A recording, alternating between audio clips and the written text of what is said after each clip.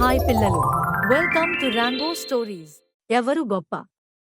అనగనగా ఒక ఊళ్ళో 5గురు మాంత్రికులు ఉండేవాళ్ళు. వాళ్ళంతా శక్తివంతమైన వారు. ఒకరోజు వాళ్ళంతా కలిసి మరో ఊరికి ప్రయాణానికి బయలుదేరారు. ప్రయాణం మధ్యలో ఒక్కసారిగా ఒక ఉప్పొంగుతున్న నది వారి ముందుకొచ్చింది.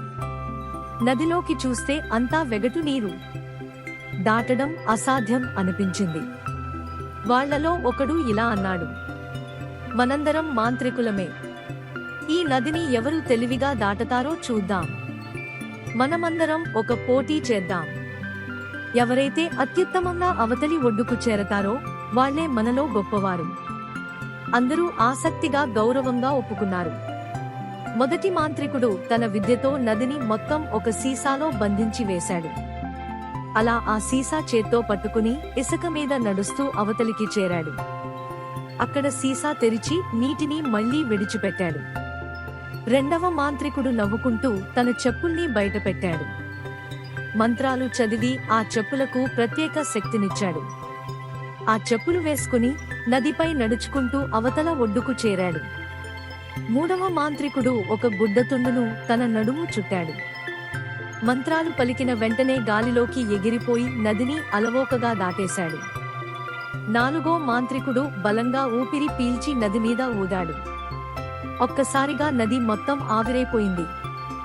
అతను అవతలికి వెళ్ళాక ఆ నీళ్లు మళ్లీ దిగి నదిగా మారాయి.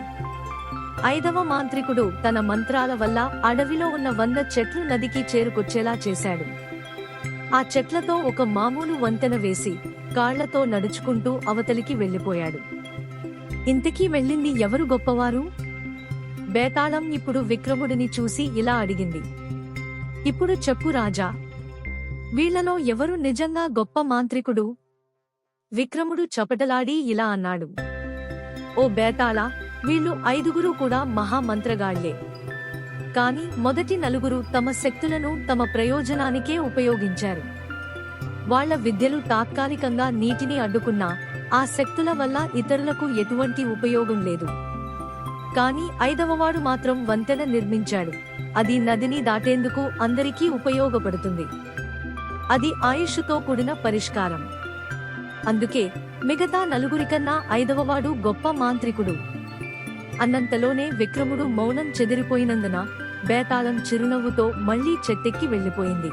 మరిన్ని కథల కోసం మా ఛానల్ ని లైక్ మరియు సబ్స్క్రైబ్ చేయండి.